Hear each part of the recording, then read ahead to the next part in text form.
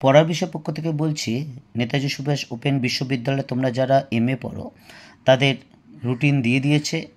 যারা পার্ট 1-এ পড়ো এমএ তাদের 11ই আগস্ট পরীক্ষা শুরু হবে, এবং যারা পার্ট 2-এ পড়ো তাদের সেপ্টেম্বর মাসে পরীক্ষা শুরু হবে।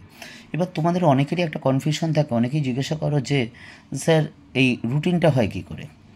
দেখো, তোমরা খুব সোজা ব্যাপার, এমন কিছু ব্যাপার না, একটু চিন্তা করে দেখলে তুমিও বুঝতে পারবে। দেখো, তোমরা দুটো পার্টে পরীক্ষাতে, একটা অ্যাসাইনমেন্ট, একটাতে রিটেন। অ্যাসাইনমেন্টে 100, রিটেন 100। এবার অ্যাসাইনমেন্টে যা পাবে তার 20% হবে, এবং রিটেনে যা পাবে তার 80% হবে, অর্থাৎ 20% প্লাস 80% ইজ ইকুয়াল টু 100%।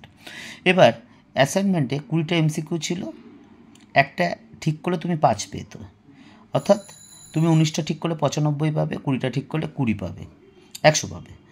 এবার এটার কথা বাদ দিয়ে তুমি দেখো, তুমি অ্যাসাইনমেন্টের বোঝা করতে বলছে, তুমি যতগুলো ঠিক করেছো তুমি তত পাবে। অর্থাৎ যেহেতু একটা এমসিকিউর প্রতি 20টা আছে, কাজে এই একটা এমসিকিউর প্রতি 5% হলে একটাতে 1 আসে যদি ঠিক হয়। আর দেখো, রিটেন পরীক্ষা 100তে হবে, তুমি যা নাম্বার পাবে তার 80% হবে।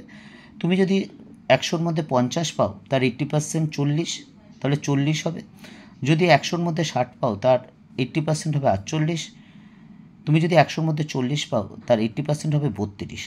এবার দেখো, কোনো স্টুডেন্ট যদি তোমরা কেউ অ্যাসাইনমেন্টে 95 পেয়েছো, অর্থাৎ 5 নম্বর কম পেয়েছো, অর্থাৎ একটা প্রশ্ন ভুল গেছে এমসিকিউ, তাহলে তার প্রাপ্ত নাম্বার হবে 19 অ্যাসাইনমেন্টে।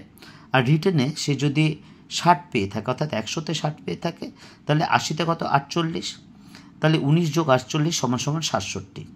এই 67 হবে সেই পেপারে সেই শিক্ষার্থীর প্রাপ্ত নাম্বার। আশা করি তোমরা নিশ্চয়ই বুঝতে পেরেছ। এবার আমরা তোমাদের সাজেশন শুরু করব। দেখো, যারা নেতাজি ওপেনে পড়ো, যাদের পার্ট 2, তাদের জন্য 6 পেপার আমরা পড়ার বিষয় থেকে সাজেশান নিয়ে এসেছি। তোমাদের সেপ্টেম্বর মাসে পরীক্ষা। তা এই 6 পেপারে তোমাদের যে পেপারটার নাম সেটা হচ্ছে ওয়ার্ল্ড পলিটিক্স সিন্স 1945। তা তোমরা নাম্বার ডিভিশনটা জানো, যেহেতু পার্ট 1 দিয়ে এসছো, তবু আরেকবার বলে দিই। 18 নম্বরে 4টে কোশ্চেন থাকে, 2টো কোশ্চেন লিখতে হয়। আমরা প্রথমে 18 প্রশ্নের সাজেশন দিচ্ছি, দেখে নাও। আমি আর বলছি না, যে তোমরা খাতায় লিখে এবং এই কোশ্চেনগুলো তোমরা কিন্তু ভালো করে পড়ো। এবার দেখো, এই যে 18 নম্বরের প্রশ্ন, তা তোমরা এই প্রশ্নগুলো পড়ো। আমরা জানি যে দীর্ঘ 23-24 বছর অভিজ্ঞতায় দেখেছি যে তোমরা যারা এমএতে পড়ো নেতাজি মুক্ত বিশ্ববিদ্যালয়, তাদের অনেকেই তারা বিভিন্ন কর্মক্ষেত্রে যুক্ত আছো, এবং তোমরা পর্যাপ্ত সময় পাও না পড়াশোনা করার। কিন্তু তোমাদের অদম্য ইচ্ছাশক্তি, অদম্য জেদের জন্য তোমরা পড়াশোনা করছো, কারণ তোমরা মাস্টার ডিগ্রি করার জন্য বা বিভিন্ন ক্ষেত্রে সুবিধার জন্য। তা তোমাদের বলছি, এই প্রশ্নগুলো একটু দেখে যেও। আমরা এই বেশি কোশ্চেন দিইনি, 8টা কোশ্চেন দিয়েছে। দেখো, 18 নম্বরে প্রথম 6টা কোশ্চেন দেখে যেও, যাতে 18 নম্বরের নোটগুলো অত্যন্ত 2 পাতা লিখতে পারো। কারণ তুমি জেনে গেছো তুমি কত পেয়েছো। তোমাকে যদি 20 পেয়ে থাকো, তাহলে তো তোমাকে 25 পেলেই হয়ে যাবে।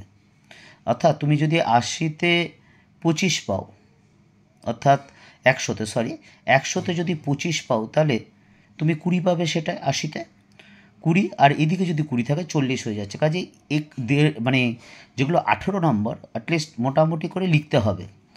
যারা ভালো রেজাল্ট করতে চাও, অনেকেই আছো তারা খুব ভালো পড়াশোনা করো, এবং আমারও বন্ধু আছে যারা এখান থেকে পড়ে নেট কোয়ালিফাইড করে এখন কলেজে পড়াচ্ছে, পিএইচডিও করেছে। যাই হোক, তা এবার 12 নম্বরের কোশ্চেনগুলো দেখো। এখানে আমরা 12 নম্বরে 8টা প্রশ্ন দেখেছি। যারা খুব মানে কাজের মধ্যে আছো, সময় পাও না, তারা অ্যাটলিস্ট 1.5-2 পাতা কিন্তু 12 নম্বরেও লিখতে হবে। এবং 8টা কোশ্চেন দিয়েছি, তার মধ্যে কিন্তু 6টা কোশ্চেন অবশ্যই করবে। এবং একটা জিনিস মনে রেখো, যে তোমরা যদি এবং প্রত্যেকে এগুলো পড়ে যেও। এবং আমরা বিগত 10 বছরের উপরে যে পরীক্ষা হয়েছে এমএ, তোমাদের 6 পেপার বা সব পেপারগুলোই আমরা কিন্তু সেই ধরে সাজেশান দিয়েছি, এবং কাজে এই থেকে কিন্তু বাইরে প্রশ্ন আসবে না। এবার দেখো, 7 নম্বরে আমরা 11টা কোশ্চেন দিয়েছি, 8টা কোশ্চেন থাকবে, 4টে কোশ্চেন লিখতে হবে।